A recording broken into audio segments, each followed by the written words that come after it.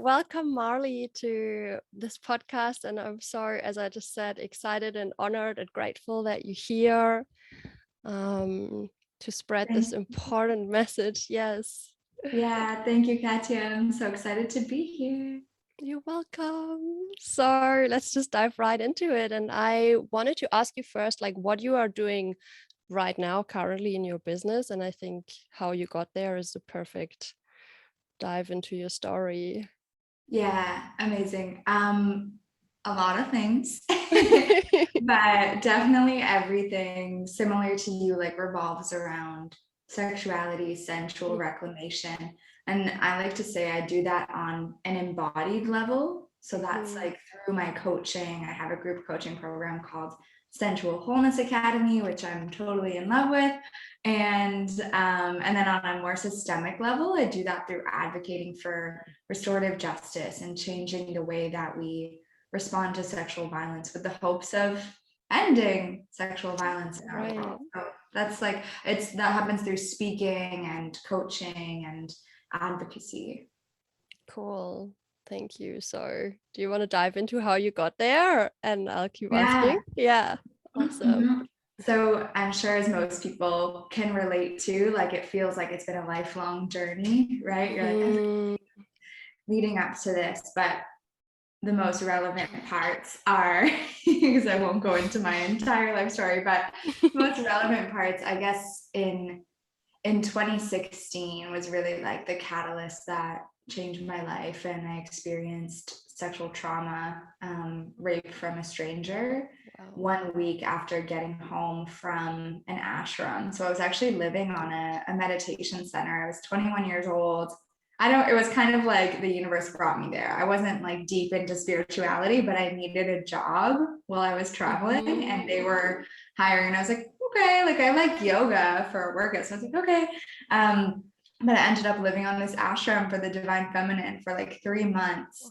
And when I got home from that, I was so inspired by everyone I'd met there and their stories. Like I heard so many older women mostly tell their stories of what brought them to a healing center. So abuse, divorce, loss, like so many life-changing events. And I got home and I was studying social work and I was like, I want to do this with my life. Like I'm so passionate about this. And I was about to plan my first workshop on body image. And just 1 week later is when I experienced rape.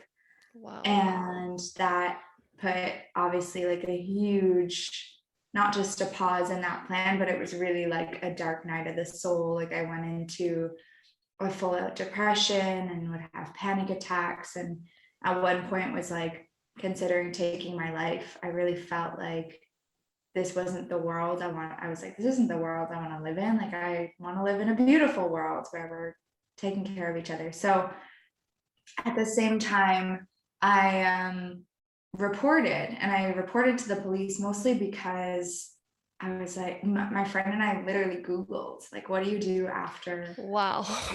Yeah, it was such a moment of like shock and trauma and everything. We were just like, what do we do? And we literally Googled it. Yeah.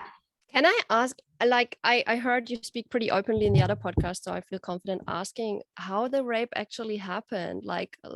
Yeah, if you're open to share roughly. Yeah. So, it was a week after the ashram and it was my first night back downtown in Toronto, so big city in Canada. And I was drinking. I went to a club with my friends and kind of throughout the night, my friends and I lost each other. Like first, one of our friends drank too much and she was like, I'm going to go home. We're like, oh, we'll go with you. Like, you know, we don't want to just leave you. And she was like, no, please. Like, you're both going to sleep at my place. So I'll just go home and I'll see you there in like a few hours. We're like, okay, made sure she got home safe. And then it ended up just being like me and one other friend that were meant to go sleep back at that place. And at one point she was like talking to a cute boy. She was looking interested. And we kind of did that eye contact thing where she was like, yeah, like we're good. Like you can like leave us here. It's like, cool. Yeah. It's like super extroverted social. I was like, awesome. I'll go dance on the dance floor by myself. cool. So I went, had a good time for a while, was dancing. And then I kind of hit that point of drunk and tired where I was like, okay, I'm ready to go home. And I started looking for her at that point and I couldn't find her. I was like, I don't see her. Got my phone out, called her, called the friend who went home. I was like, shit, I don't see them. So I kind of kept looking around and that's when I ran into this guy. I'm not allowed to name him legally, so I'll just say like this man. So yeah, I ran, or it feels good to say this guy. So I ran into this guy and right away he was pretty like handsy. But I was drunk, right? So he was pretty handsy and I was like, hey dude, like I'm leaving in a second. I just need to find my friend. He's like, oh, no worries, I'll help you look. Okay, cool. We started looking around, still can't find her. We end up on the dance floor, good songs playing. We're like, sure, let's just dance for a song. Again, he's like super handsy and I'm like, okay, like hand under the shirt right away. I'm just like, like this guy's, you know. So again, I was just like, you know what? I'm just gonna go. Like, I'm just gonna head to the front and grab a cab. And he's like, okay, I'll make sure you get one. So we walk out. We like walk to the front. And this is really wild in terms of like synchronicity. He's like, okay, I'll like, he's like, okay, cab pulls up. Cab driver's like, what's the address? I'm like, oh, I'm going to this building in Toronto. Toronto's a big city, like probably 1,000 apartments or a lot more. Like, and I'm like, oh, I'm going to this building. Again, I'm not allowed to name it, but, and he's like, oh, holy shit, like I live in the same building. Wow. And he actually did. Like, it sounds like he was bullshit, but he actually did. And I was like, oh, and he's like, we might as well go together because then we can split the cab. I'm like, yeah, for sure. I want to pay. So we get in the cab and again, he's being real handsy to the point where I'm like, hey buddy, like I'm really drunk and tired. Like I just want to get to my friend's place and go to sleep. And I knew my friend's there for me to knock on the door, right? So he's kind of like, I was like surprised the cab driver wasn't saying anything when I said that, but we get back, we get to the thing. I'm about to like put the code in to buzz my friend. And I've been away for like 3 months. I'm like, like I don't remember what unit it is. Like I don't. So again, I get out my phone. I'm like trying to call them. They're not answering, but I know at least one of them's there. He's like, no worries. I'll let you in. Okay, we get in. We get to the elevator. We get in the elevator again. I'm like, I don't know what unit it is. Like, I don't know what to do. They're not answering. I call again. I text. I'm like, honestly, like I'm so freaking tired. I just want to like go to sleep, get to their unit. He's like, oh, that's so stressful. No worries. Like if you want to just like lie down in my unit while you wait for them to answer, you can do that. And I'm like, okay. And so then I end up in his unit. And for a moment, he's like really nice. Like he's been throughout the story, right? Like he's been really helpful. So for a minute, he's like, okay, no worries. Like you can lie down in the bedroom. He gets me a glass of water. He like leaves the room. Oh, that's so nice.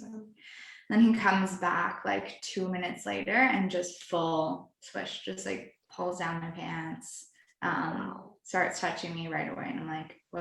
And I said, like, I'm really drunk. Like, I don't want to do this right now. Like, I'm basically about to fall asleep. I'm not available for this. And he's like, but it still feels good, right? And I'm like, no. And then he just keeps going and keeps going. And, I said like, no, a bunch of times. He like covered my mouth at one point. Wow. And it lasted like 4 hours. Like it was like a long assault. And I know that too, because like by the time he finished, like he like, got a condom at at least he's condom penetration and everything. By the time he finished, it was like light outside. And I was like, whoa, it's the next day. So it was really awful. Obviously, I just like froze as well after a while. Like after saying no a bunch of times, it's like, it's not working. Like me saying no is not working. And I just kind of froze. and then like ran out in the morning. And that's when I ran to my roommate's place, and that's when like we Googled, what do you do? Yeah. Wow, thank you for sharing it so detailed. I'm just actually thinking that, but just the fact that you can share it this detailed, it to me seems like you've healed it so profoundly. It's really amazing. Yeah, I think my association with it has changed so much because, like, as we'll get to, like, it ended up being so healing and such a empowering, like, reclamation experience. So it's still like, I still am like, oh, that's like, hard to Yeah, share, but I I'm feel not it. like in it, So yeah, thank you. Right. So yeah. Where do we go from there? So it's like I actually heard this on the podcast yesterday that you went to the hospital because that's what Google told you basically. And do you want to go from there? Like what I found interesting, how rough the legal system was with you and how that's actually pretty traumatizing as well in the follow-up, if you just want to get into that a little bit. For sure. So yeah, like I said, I reported mostly because it was like, that's what you're supposed to do. And I also didn't want nothing. It was like, hey, you can either go through this whole court process or nothing. And I was like, I don't want nothing. And I didn't know restorative justice existed yet at this point. So I reported, and right away, I mean, it's like if the criminal justice system is trying to help us heal from sexual violence, every step of the criminal justice process is like shaped by patriarchy and rape culture. Like there's no space for emotions or humanity. They actually have to be neutral with you, because if they show compassion, it means that they believe you. And if they believe you, then they're biased. So they actually have to be like, thanks for coming in today, ma'am. Like after you like are crying and it's very like, it's very cold. So, and just, so not human. So I reported and I had no idea what that meant for me. It ended up meaning that I went through like a 3-year criminal justice process, which it didn't even conclude. Like that was the start of it. So 2 years went by before the first trial happened.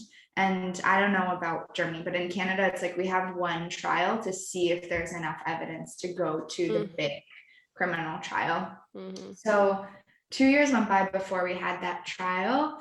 In that time, I was just healing. Like I was not focused on that process. I was like, I need to be okay. This is when I found like Tantra, sacred sexuality. I like went on this really deep kind of worldwide tour, like trying all the modalities, which was amazing. And it was also like such a do or die kind of intense healing journey.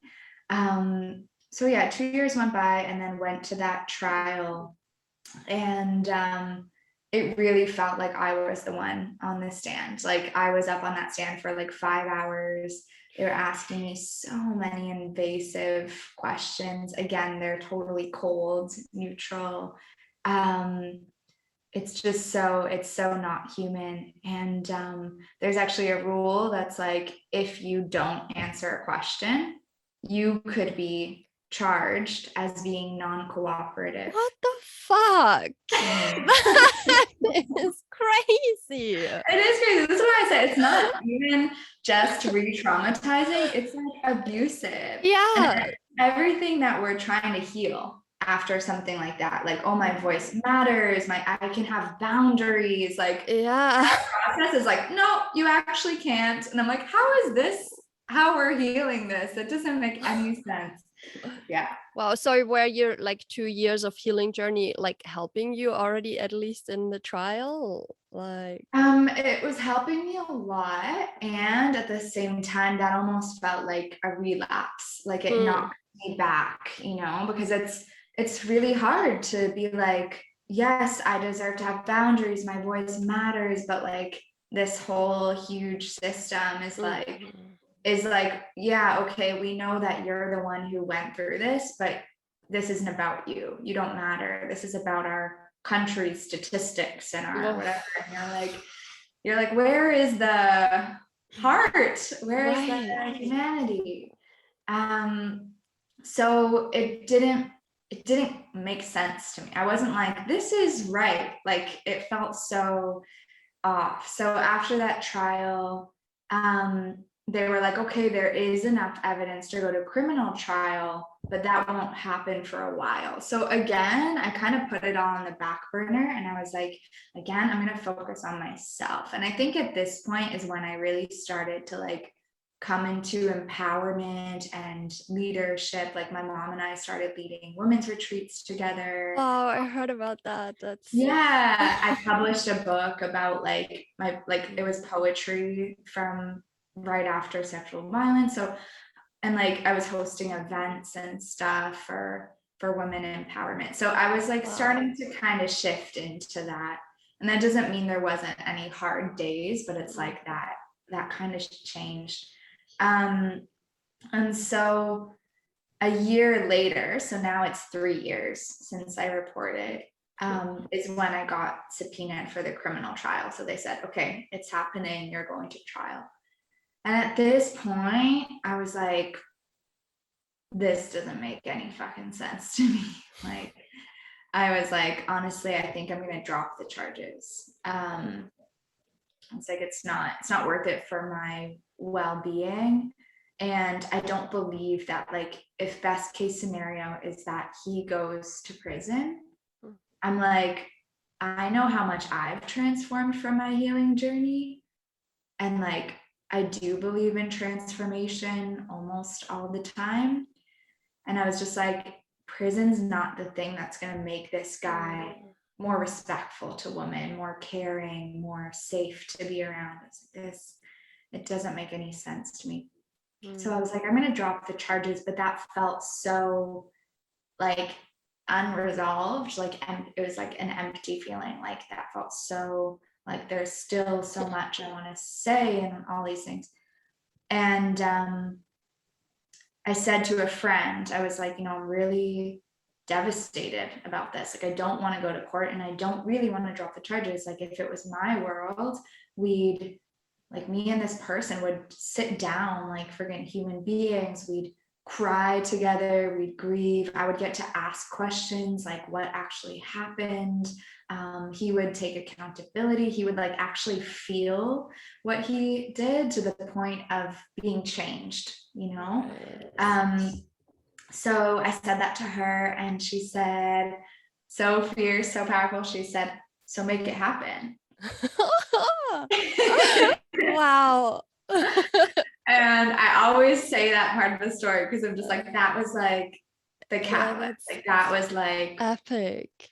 Boom. And I think I can use this wording on your podcast. Like it felt like spirit like impregnated me with an idea in that moment. Wow. And like, you're gonna birth this. Like, like it's happening. And I was like, whoa. I was like, I've never thought about validating that want enough to ask for it, which I think a lot of us can relate to. Yes.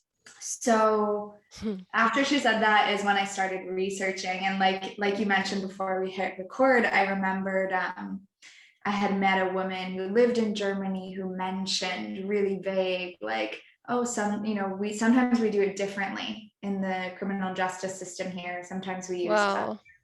And I was like, oh yeah, like what was she talking about when she said that? So I reached out to her. She said, look up restorative justice. I was like, okay, looked it up. I was like, holy crap. This is basically exactly what I said to my friend of, if this is my world, I want this and this and this. Restorative justice is rooted in Indigenous, Jewish, Mennonite communities. And I was like, wow, like this is a thing.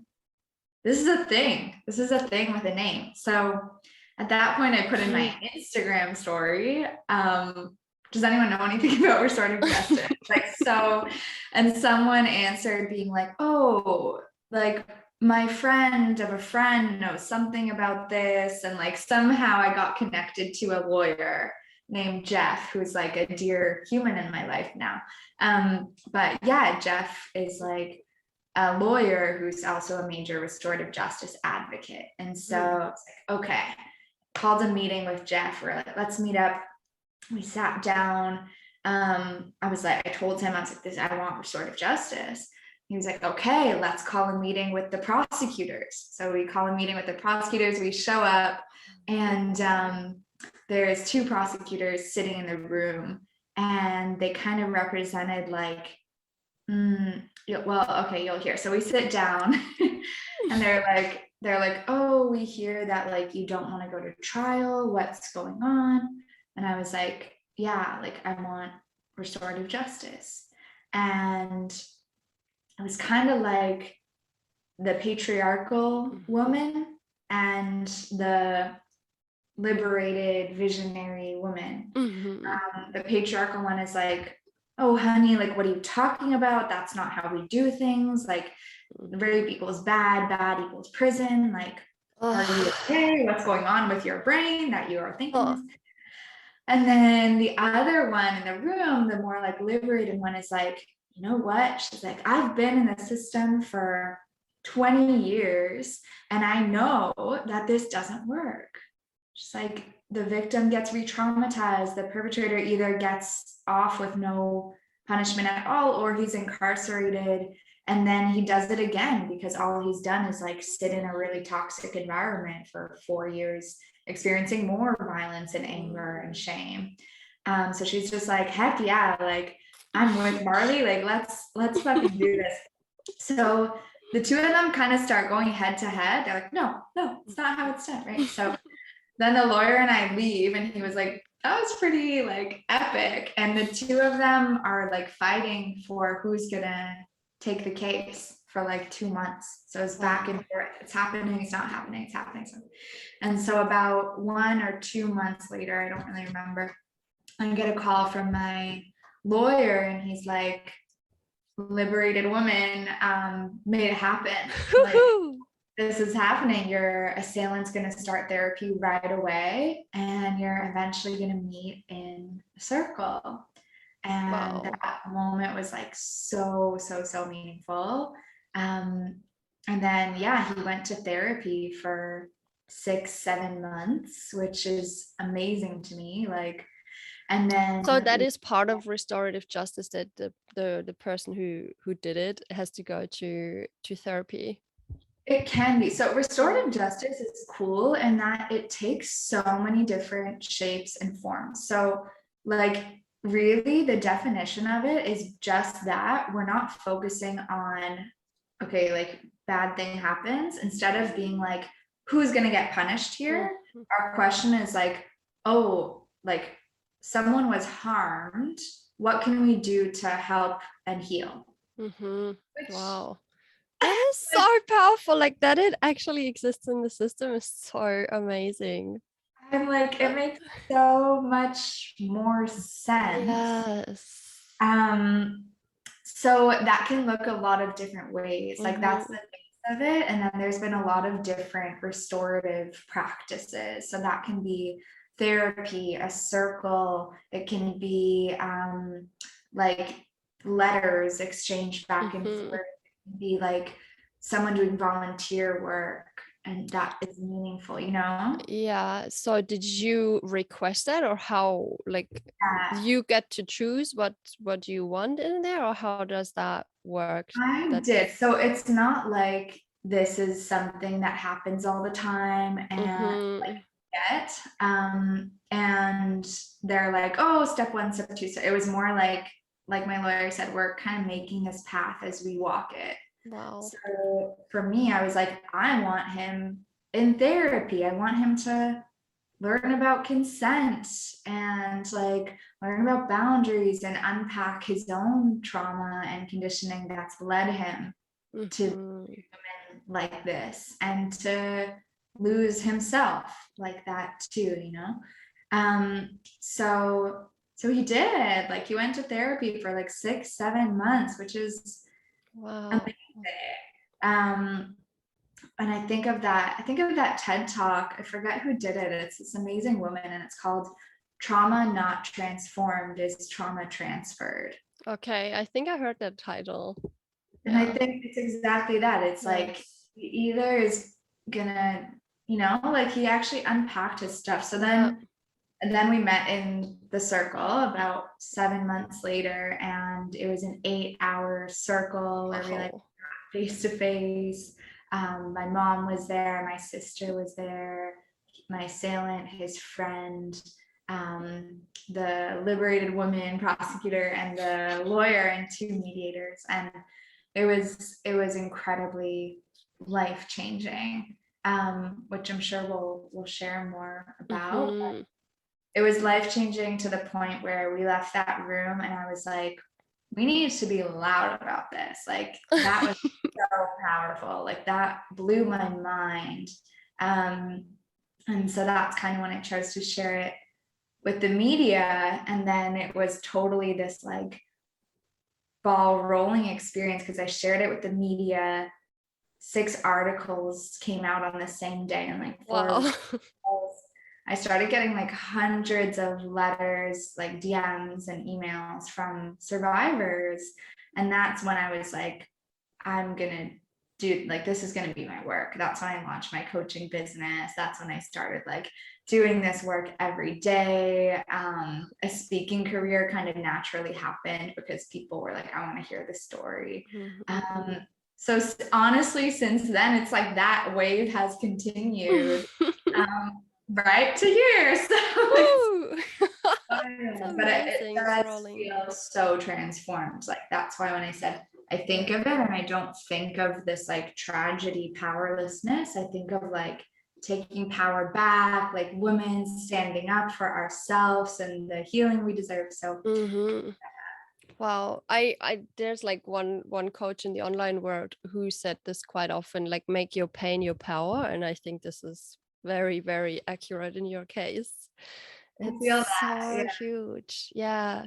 And I just want to say that I love it so much because like I definitely grew up also in an environment where it was said like, oh my God, if something like this happens to you, you're never going to be happy again. Your life is always going to be hard. And wow, like hearing your story, it's such a proof that it can be otherwise. I just want to like highlight that.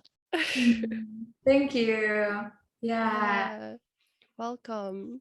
So yeah, I am curious about the circle and what was happening in there for you as well as for your, I think assailant is what you said. Yeah. Or the guy. Yeah. So it was incredibly powerful. I'm sure people like listening to this have done certain like healing practices or ceremonies or things like this, and like it really felt like a whole cycle, like death and rebirth within those 8 hours.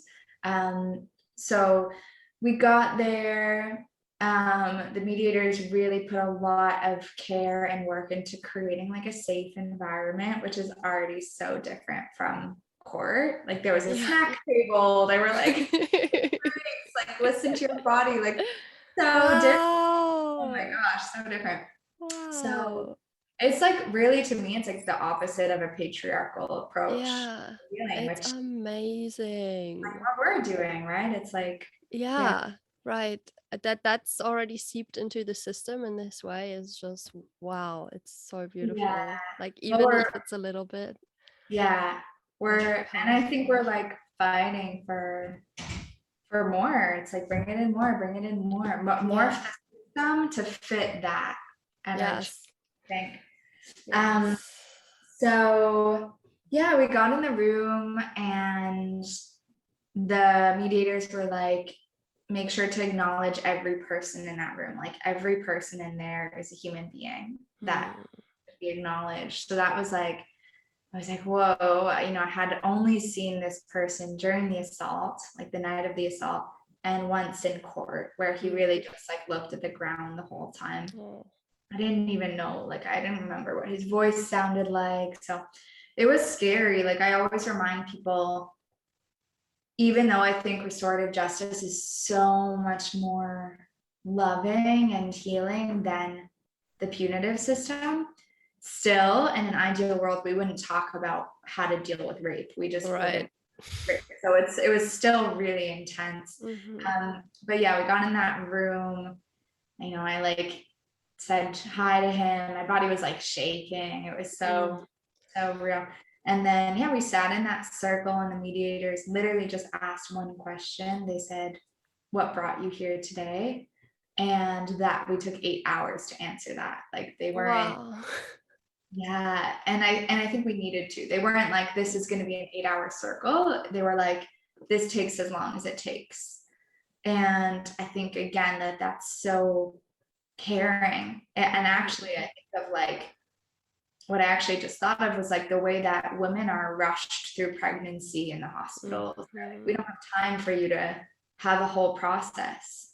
But in this space, it was like, hey, like your healing is the priority.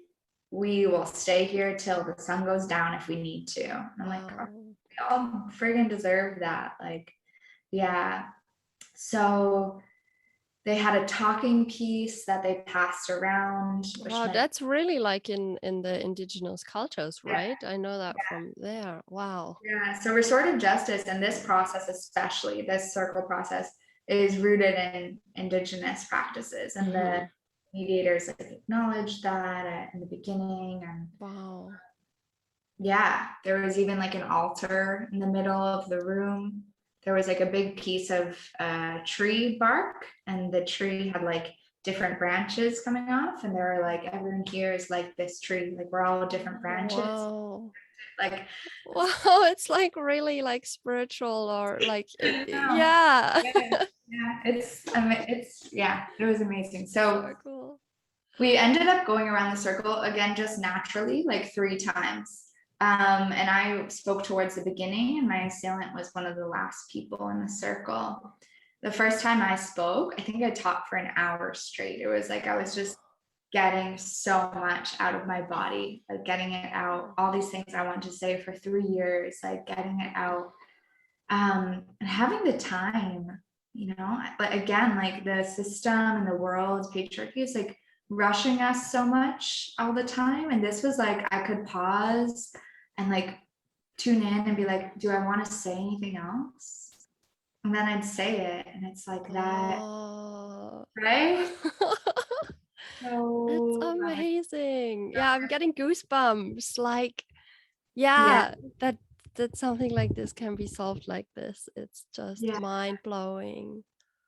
So when they got to him, it was like obviously a very intense moment, but he really showed up with like full presence. And my fear was that he'd kind of like go through the motions. Oh, I have to do this circle, like go through the motions. But no, he was there. Like he was like crying at different points. Like he was like making eye contact. Like, and he said, like, I'm sorry, I sexually assaulted you. There's nothing I can do to take it back, but I hope that being here today can help. And for me, like all the self-blame, all the shame I had been carrying, like it was just like boom, like all of that could just like dissolve. There was such a deep feeling of what I feel is actual justice. You know what I mean? I think the word justice is so like confusing, and it's coded in so many different images. And like it was like, oh, like that's it, like resolve, healing, like relief. And I was like bawling.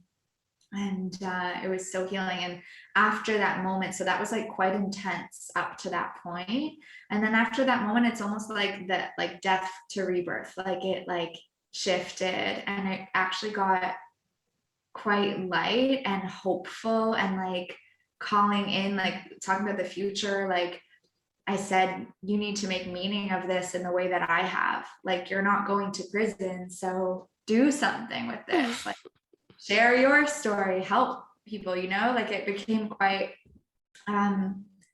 visionary and like beautiful. And he did say at one point, like, I want to help stop sexual violence. Wow. I don't know if he is. I still believe that will or is or can happen. Mm-hmm. But that moment was like, wow, like Yep. transformation is possible. And I don't want to live in a world or reality where we believe it isn't. Like, Mm-hmm. well, it's like it is. Yes. Like if a trauma like this Yes. can change my life, which we know to be true. We see it all the time. Mm-hmm. Probably everyone in the coaching industry. It's like, Yes, went so through many trauma, people. changed Yeah. our lives, and now we're making amazing impact with it. Yes. So I'm like, if that trauma can do that for me, I want to believe that can do that for those who caused the harm as well. And Mm-hmm. I think that that's real. It's like that moment of take a good, long, hard look in the mirror and Mm-hmm. ask yourself what kind of person you want to be. And if you're supported and resourced, like he was with therapy and people to hold you accountable and all these things, like it's possible. Those stories exist too. Yeah. So yeah, So we can I yeah, are you allowed to talk a little bit more about his process as well? Like the why, how it came to that he even yeah. did it? So I was actually talking about this yesterday. Mm-hmm. The liberated woman crown attorney, her name's Kara. I can name her actually. Uh-huh. Her and I were interviewed yesterday, and we were talking about this, and we were like, she was like, he didn't really give a clear why. Like it wasn't like very obvious, like, oh, I did this because I was abused as a kid. It wasn't that obvious. But I actually think that is, I don't want to say better, like more of a catalyst for us, for this story to be powerful, because it makes us look at a bigger why. Because I feel what he pointed to was like intergenerational trauma, Right. patriarchal conditioning. And Right. if he pointed to, for example, his dad, we would Mm-hmm. say, oh, his dad's a piece of shit. Yeah. Case closed. Yeah. But instead we have to be like, okay, like, why does this happen? It's Mm-hmm. not because of one guy, of one father. It's because of a whole system. It's because of the media that exists. It's because of like the way boys are taught to hold in their emotions and bottle up their anger. It's the way that women have been treated for centuries as like the second sex. So I think it asks us to like look at the bigger picture in a really powerful way, because I think, and we see it all the time, like with cancel culture, like I feel like cancel culture is the punitive Mm. system on Instagram. Like Yes. Yes. instead of being like, oh wow, like this person said that because they're hurting and all the systems around them have told them that Mm. they have the right to say that, instead of doing that, we're like, that person's a piece of shit. Yeah. It's Yeah. like, when does that end? Nothing's going to change with that. It's So just a bunch of true. people are going to go to isolation and shame, and it doesn't make any sense. So Yes, you're so yeah, right. yeah. Mm-hmm. Wow. So he didn't really tell his why. He just basically more said he's sorry, or like what else came from him? He shared about, again, like patriarchal culture and rape culture, without necessarily saying, oh, this happened because of rape culture. He was like, no, I grew up in a culture where it was cool to like say, I'm gonna bang that chick tonight. Yes. You know, it's like Right. a culture where it's normal to like get a girl really drunk so that you can have sex. I grew up in a culture Right. where my friends high five me when I take a girl home. Like those are kind of the things he was sharing about. And So is that possible that the act from his perspective wasn't necessarily even rape, at least in the beginning? Like, he had an interesting journey. So it, I mean, it wasn't even one of those like blurry consent things. So it's like I said no a bunch of yes, yeah, okay. times, you know. Um interestingly, this is like a bit intense, like, but during the rape, which remember it lasted like 4 hours, every once in a while he'd be like, I'm sorry, this is so fucked. Wow. But then he'd continue. Wow. And that was Wow. huge to me. And it Mm. also confused me, but also I think was the catalyst behind a lot of this, because I couldn't just say, oh, he's like a psychopath who's Yeah. like, I was like, he was like feeling guilt and continue, like he was having that kind of inner battle. So he Yeah, definitely, you just said you were so confused about that. I think that just like to me, it also feels like he was so confused about, just as he said himself, what does it even mean to be a man? What does it mean to be intimate with someone? That yeah. it really feels like there was so much confusion in himself going on. That's wow. Yeah, which it was so disturbing and humanizing. I was like, I couldn't just say this was like I was like, I saw his emotions, Yeah. and right. So it was like, whew, it was confusing, but it also asked me to change my belief system about good people here, bad people here, binary, right? I was like, whoa, we're all we're all everything. yeah, exactly. So yeah, I think that played a big role. So he did share that he kind of like denied it at first. He was like, no, like, I heard this really interesting podcast recently, and they were talking about like narratives and how all of us have a narrative about who we are. This is who I am. This is what I love. This is what, and when something like an event or someone else's perception throws a wrench in that and says, no, you're not this, you're this, that's like so challenging for us. It's like difficult to face, and it's traumatic in a way. So I think for him, he had a narrative about who he was in the world, and being a rapist did not fit that. He was like, what? So for a while, he was like, no, I didn't do anything. And when the police charged him, he was like, I'm a victim. Like, I'm the victim here. Wow. And it wasn't until another woman in his life, like a friend, told him that she was raped, and he felt like compassion for her.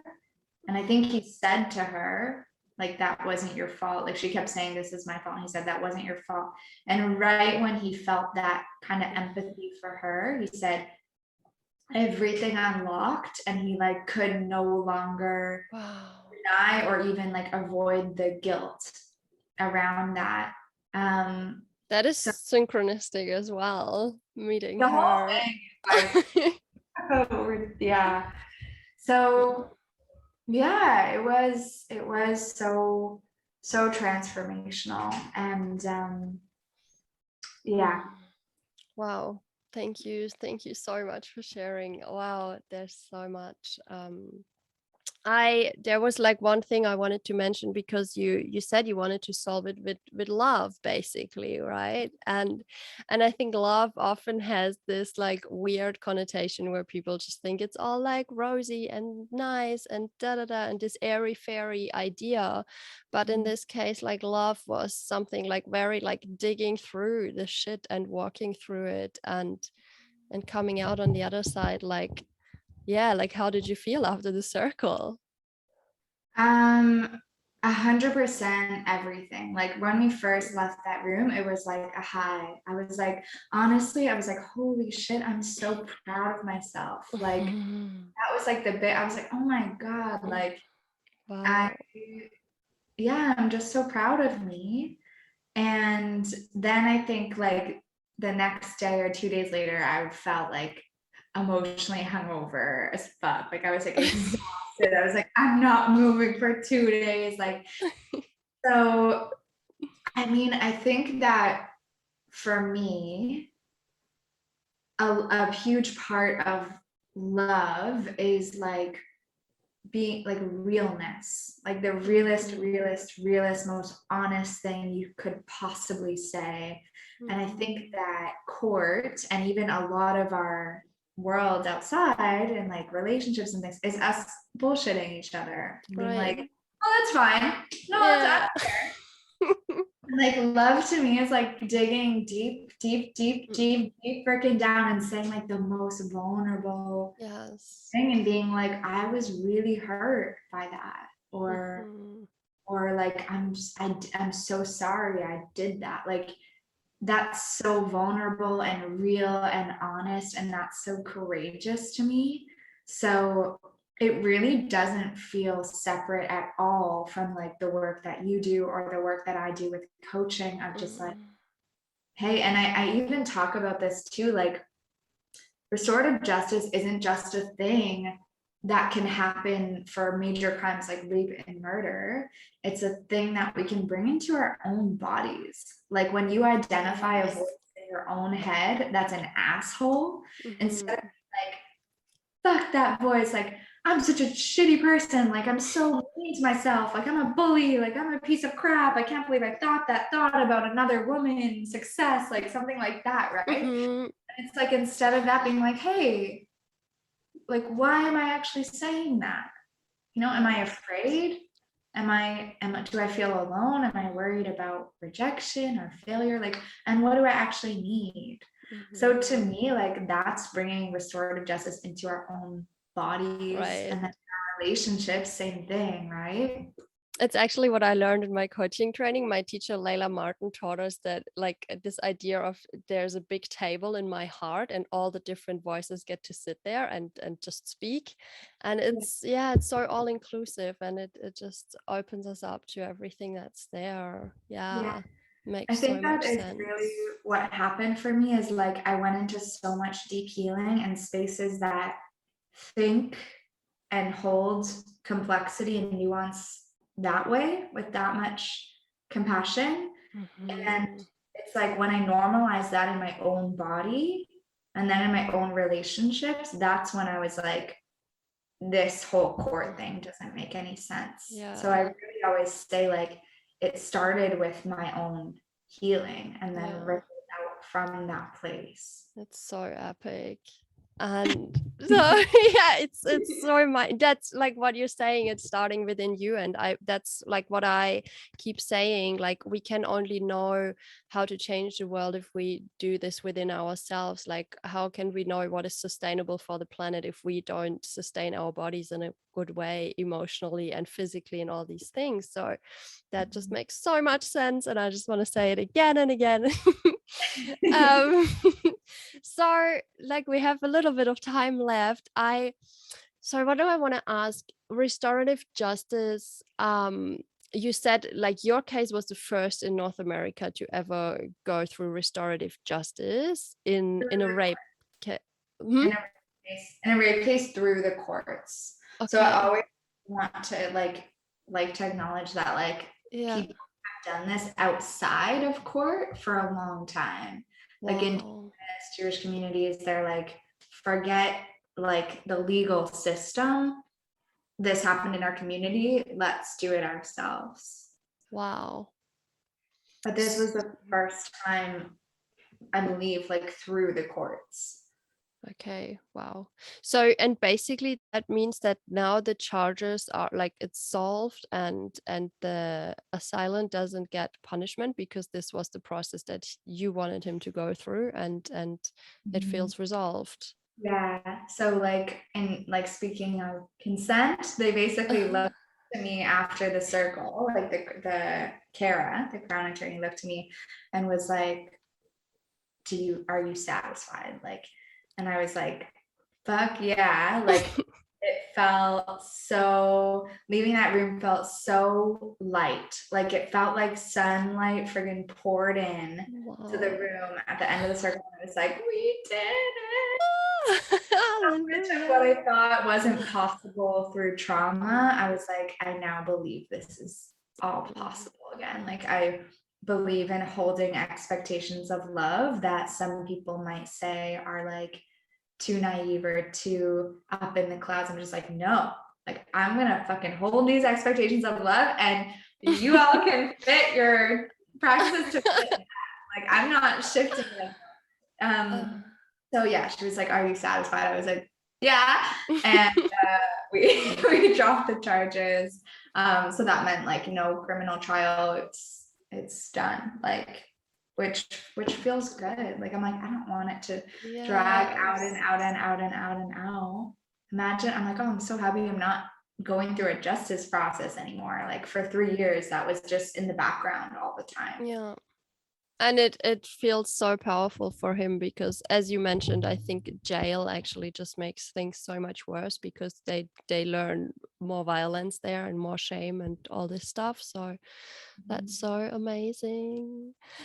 And so you are now advocating for restorative justice, and how do you do that? Do people like come to you, ask about it? Has there like been more cases where restorative justice has been used because you inspired that? Are you supporting people to go through it? How does it work?